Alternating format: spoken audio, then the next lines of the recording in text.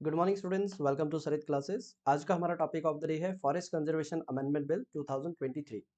आज का जो हमारा टॉपिक है काफ़ी इंपॉर्टेंट टॉपिक है। रीज़न नहीं, क्योंकि अभी रिसेंटली बहुत से हमने इंसिडेंट देखे हैं जिसमें फ्लैश फ्लड और लैंडस्लाइड, ठीक है, क्लाउड बर्स्ट, किस एरिया के अंदर जो हिमालय का जो अपर पार्ट है, यानी मैं इस एरिया की बात कर रहा हूँ, इस एरिया के अंदर फ्रिक्वेंटली फ्लैश फ्लड देखने को मिले, ठीक है। तो अब यहाँ पे जो हमारे पास प्रेजेंट अमेंडमेंट बिल है, उसका एक बैकग्राउंड ब्रीफ देख लेते हैं कि इसके पीछे का लॉजिक क्या है। देखो, जब भी हम बात करते हैं किस चीज़ की, किसी भी कंट्री की, हर एक कंट्री ट्राई करती है उसका जो इकोनॉमिक डेवलपमेंट है वो कंसिस्टेंट इंक्रीज होता रहे। लेकिन जब हम बात करते हैं इकोनॉमिक डेवलपमेंट की, उसके लिए कुछ बेसिक रिक्वायरमेंट होती हैं। सबसे बेसिक रिक्वायरमेंट होती है रॉ मटेरियल। फिर उसके बाद इस रॉ मटेरियल को प्रोसेस करने के लिए क्या चाहिए? लैंड चाहिए। और ये जो लैंड है, ये लैंड क्लियर की जाती है। मेजॉरिटी ऑफ होता है क्या है, जो फॉरेस्ट होता है उसको कन्वर्ट करते हैं किस चीज़ के अंदर? फैक्ट्री एरिया के अंदर। तो अब यहाँ पे क्या फाइंड आउट हो रहा है हमें, जितनी ज़्यादा इकोनॉमिक एक्टिविटी होगी उतने ज़्यादा चांसेस है कि फॉरेस्ट को कन्वर्ट करेंगे किसके अंदर? फैक्ट्रीज के अंदर या फिर इंडस्ट्रियल एरिया के अंदर। तो अब यहाँ पे जो सबसे इंपॉर्टेंट पॉइंट है वो आ जाता है इकोनॉमी वर्सेस कंजर्वेशन, या फिर आप इसको दूसरे सेंस में क्या देख सकते हो, developmental activity versus conservational activity. So as a government किस चीज के ऊपर फोकस करना चाहिए? डेवलपमेंट के ऊपर या फिर कंजर्वेशनल जो एफर्ट्स है उसके ऊपर? यहाँ पे एग्जांपल ले सकते हैं 1860s का मेजी रेस्टोरेशन। ये कहाँ पे हुआ था? जापान कंट्री, आपको पता होगा। यहाँ पे एक 1860s के बाद मेजी रेस्टोरेशन प्रोसेस स्टार्ट हुआ था।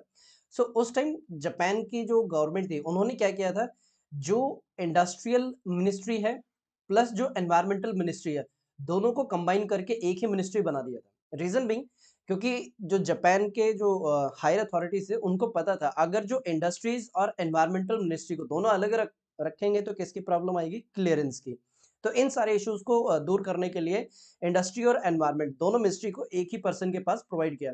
ऑल्दो यहाँ पे जो मिनिस्ट्री थी जिसने इकोनॉमिकल एक्टिविटी और जो इंडस्ट्रियल एक्टिविटी जिसको बूस्ट किया था, यहाँ पे उनकी एक स्टेटमेंट ये भी है कि no doubt we are going to face increase in pollution, but this increase in pollution will be in short term. In long term we will have a economic prosperity. With the help of the economic prosperity we can increase the forest area in our country. Correct. So ये एक brief overview है किसके regarding, जो अभी हम topic पढ़ने वाले हैं।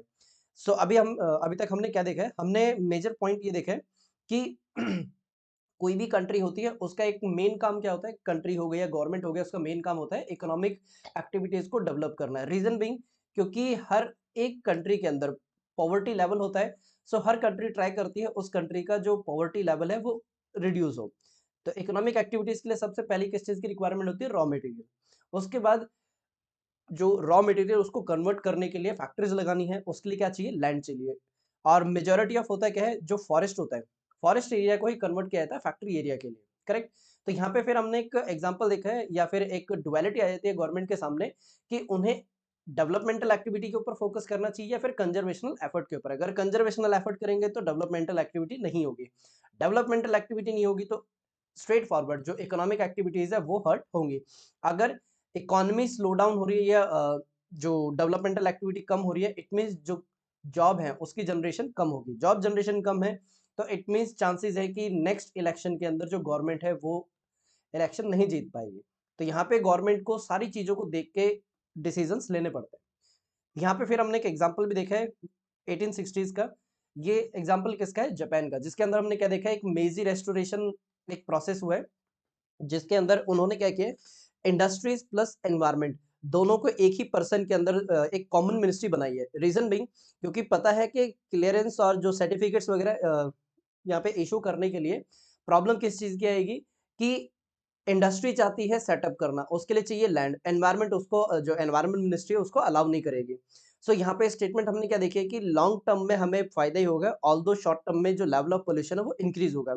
सो आज की डेट में हम क्या देखते हैं, जो जापान है $5 ट्रिलियन की इकोनॉमी है, जो कि only and only one country है पूरे आपके एशिया कॉन्टिनेंट के अंदर जो डेवलप्ड कैटेगरी के अंदर आती है। तो ये हो गया एक ब्रीफ ओवरव्यू किस चीज का, जो टॉपिक हम पढ़ने वाले हैं।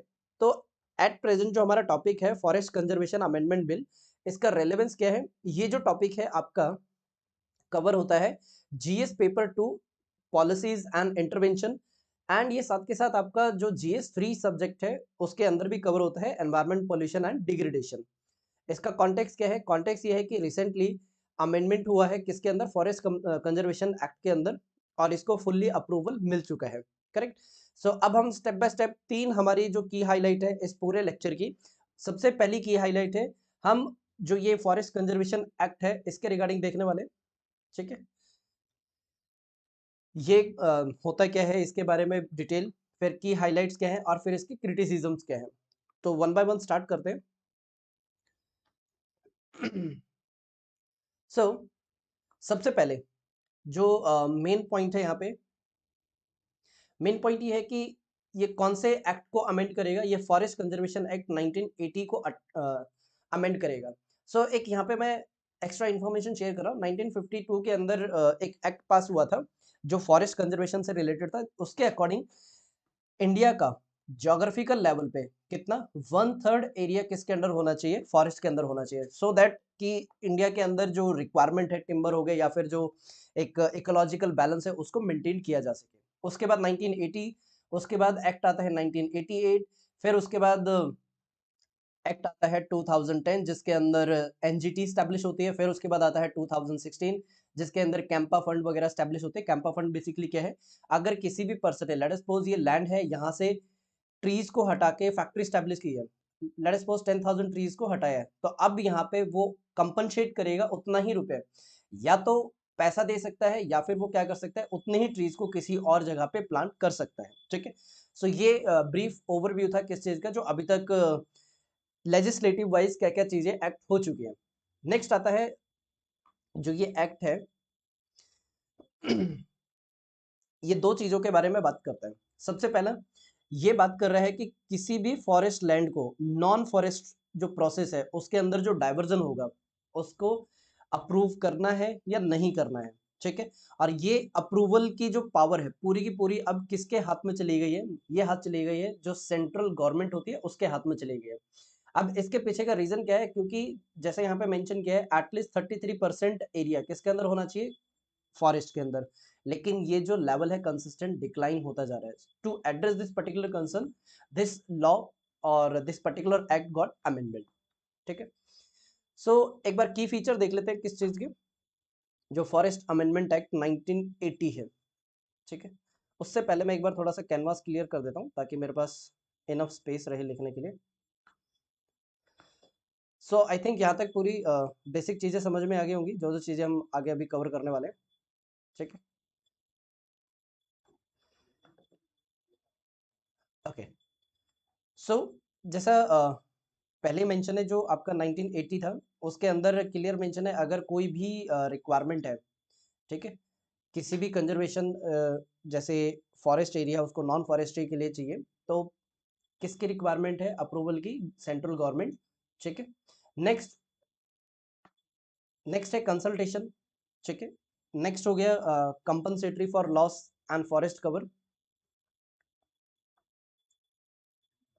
सो जब हम बात करते हैं कंसल्टेशन की, यहाँ पे state government and tribal community से कंसल्ट किया जाएगा किसी भी एरिया को फॉरेस्ट से नॉन फॉरेस्ट में कन्वर्ट करने के लिए। इट मींस यहाँ पे लोकल लेवल पे क्या इश्यूज आने वाले हैं उसी को लोकल लेवल पे ही एड्रेस कर लिया जाएगा। नेक्स्ट आता है compensation for loss of forest cover. इसमें जो नेट प्रेजेंट वैल्यू है उसके अकॉर्डिंग ही अमाउंट मिलेगा। अब इसका मतलब क्या है नेट प्रेजेंट वैल्यू, जैसा भी मैंने यहाँ पे मेंशन किया था कि 10,000 ट्रीज हटाए हैं और उसकी कॉस्टिंग आती है लेट अस सपोज 100 करोड़ आती है, तो इस एरिया के अंदर कितने का लॉस हुआ है, 100 करोड़ रुपीस का लॉस हुआ है। तो अब ये जो 100 करोड़ है यहाँ पे कंपनसेट किए जाएंगे। सो इस तरीके का जो इनिशिएटिव है कौन यूज करता है, TEEB, इसकी फुल फॉर्म है द इकोनॉमिक एंड बायोडाइवर्सिटी। ठीक है, ये एक ग्रुप है जिसका मेन काम क्या है, जो बायोडाइवर्सिटी लेवल पे वैल्यू वाइज जो लॉसेज हो रहे हैं उसको कैलकुलेट करना इसका काम है। ठीक है, नेक्स्ट यहाँ पे मैंडेटरी अंडरटेकिंग फॉर फॉरेस्ट्री और एफॉरेस्टेशन। कहने का मतलब है यहाँ पे दो ही ऑप्शन है, या तो जितने का वैल्यू वाइज लॉस हुआ है वो पे करो, या फिर अगर यहाँ पे मान लो आपने 10 एकड़ की जो फॉरेस्ट है उसको क्लियर करके वहां से या तो नेचुरल रिसोर्स या माइनिंग एक्टिविटी करना स्टार्ट किया, आपके पास दो ऑप्शन है, या तो आप मॉनेटरी वाइज पे कर सकते हो या फिर आप उतनी ही जो फॉरेस्ट एरिया किसी और जगह पे डेवलप करके दे सकते हो।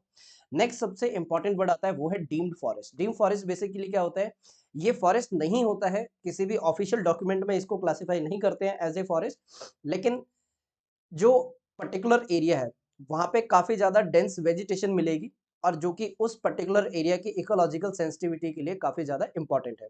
ठीक है, कहने का मतलब है फॉरेस्ट डिक्लेयर नहीं किया है लेकिन फॉरेस्ट लाइक उसके पास क्या होते हैं, फीचर्स होते हैं। नेक्स्ट यहाँ पे अगर पेनल्टी की बात करें, अगर कोई इसको वायलेट करता है तो 15 मंथ की इम्प्रिजमेंट यानी कि जेल हो सकती है और 10,000 रुपीज की क्या रहेगी यहाँ पे, फाइन रहेगा, या फिर ये दोनों भी लग सकते हैं। ठीक है, तो यहाँ पे हमने क्या देखा है, जो आपका की फीचर वाला पार्ट कवर हो गया है फॉरेस्ट कंजर्वेशन अमेंडमेंट एक्ट का। ठीक है, एंड इस की फीचर के हमने क्या देखा है, सबसे पहला पॉइंट है सेंट्रल गवर्नमेंट अप्रूवल। ठीक है, उसके बाद कंसल्टेशन आपको स्टेट और ट्राइबल कम्युनिटी से लेनी पड़ेगी। फिर जो लॉसेज हुए हैं आपको नेट प्रेजेंट वैल्यू के अकॉर्डिंग, यानी कि आप मॉनेटरी लेवल पे दे सकते हैं, या फिर आप जितनी लैंड एक को आपने कन्वर्ट किया है फॉरेस्ट से नॉन फॉरेस्ट के अंदर, या तो वो लैंड आप किसी और जगह पे डेवलप कर सकते हैं। डीम्ड फॉरेस्ट का मतलब क्या होता है, डीम्ड फॉरेस्ट का मतलब होता है ऐसे एरिया जो ऑफिशियली डेजिग्नेटेड नहीं है फॉरेस्ट में, लेकिन उसको अगर हम कैरेक्टर वाइज चेक करें तो वो अपीयर होता है। पेनल्टी 15 मंथ, 10,000 या फिर दोनों, ये एप्लीकेबल रहेगा। ठीक है, नेक्स्ट जो हमारा की पॉइंट है वो है इस अमेंडमेंट के अंदर क्या क्या चीजें मेंशन की है। उससे पहले एक बार ये पूरा कैनवास क्लियर कर देते हैं। वन मोर थिंग, ये जितने भी मैं यहाँ पे फ्लो चार्ट या एक्स्ट्रा चीजें बता रहा हूँ ये आपके नोट्स में नहीं है, तो मैं एक्सपेक्ट कर रहा हूँ ये सारी चीजें आप नोट डाउन करते हुए चल रहे हो। ठीक है, क्योंकि ये जैसे जो फर्स्ट ईयर के स्टूडेंट है उनके लिए तो ये काफी ज्यादा हेल्पफुल है। जो सेकंड ईयर के स्टूडेंट है उनके लिए एक एक्स्ट्रा इंसाइट है, क्योंकि उनका सेम यही टॉपिक चल रहा है जो अभी हम कर रहे हैं। ठीक है, सो नेक्स्ट हमारी जो की हाईलाइट है, ये जो कंजर्वेशन अमेंडमेंट एक्ट आया है उसके अंदर क्या क्या चेंजेस आए हैं, क्या क्या उसके अंदर बताया गया। सबसे पहला है land under preview the act. इसके अंदर हम क्या क्या चीजें देखने वाले हैं, एक मिनट रुक जाइए। ठीक है, इससे पहले जो हमारे पास एक्ट है वो है 1927 इंडियन फॉरेस्ट एक्ट। क्लियर, और ये जो पर्टिकुलर हमारा एक्ट है, ये बहुत सी जो लैंड है नोटिफाइड है किसके अंडर, इंडियन फॉरेस्ट एक्ट 1927, ये उसको रिकॉग्नाइज कर रहा है। और उसके बाद 1980 एक्ट के बाद बहुत सी जो लैंड है उसका या तो लेबलिंग चेंज किया या फिर उसके नॉमेनक्लेचर चेंज किया है, वो भी इसके अंदर आएगा। एंड ये एप्लीकेबल नहीं है, ये सबसे ज्यादा इंपॉर्टेंट है। ठीक है, एप्लीकेबल किसके लिए वो हमने देख लिया 1927 एक्ट के अंदर, और 1980 एक्ट के अंदर जो भी आता है लैंड का पार्ट वो इसके अंदर कवर रहेगा। लेकिन कौन सा कवर नहीं है, जो दिसंबर 12 ऑफ दिसंबर 1996 से पहले के जितने भी नॉन फॉरेस्ट्री यूज के अंदर लैंड कन्वर्ट हुई है वो इसके अंदर कवर नहीं होगी।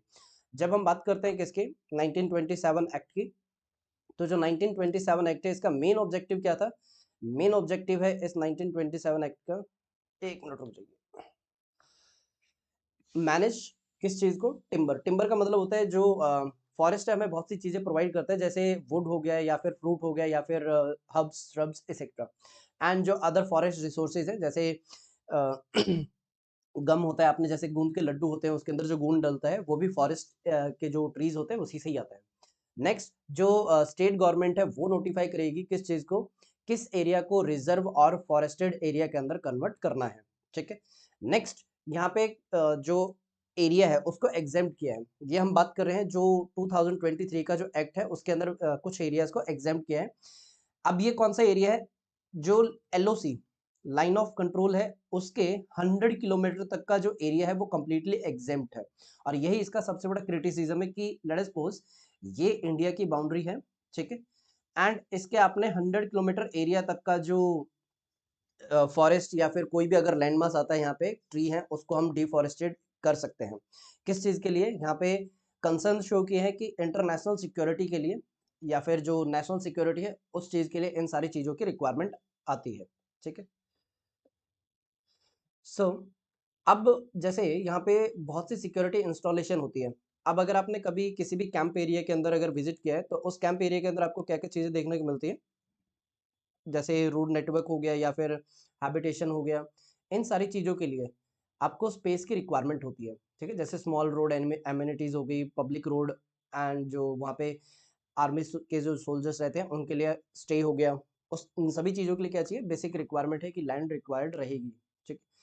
अब यहाँ पे जो स्टेट गवर्नमेंट है उसको प्रायर अप्रूवल की रिक्वायरमेंट है, किससे? सेंट्रल गवर्नमेंट से।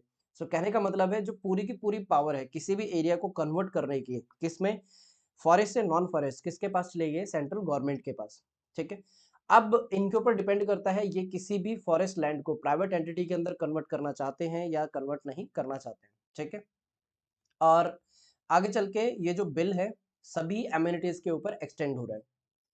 नेक्स्ट इसकी कुछ जो टर्म्स एंड कंडीशंस है वो टर्म्स एंड कंडीशन भी किसके थ्रू फ्रूटफुल या फिर किसके थ्रू कन्वर्ट होगी, ये भी सेंट्रल गवर्नमेंट के अकॉर्डिंग ही स्पेसिफाइड होंगी।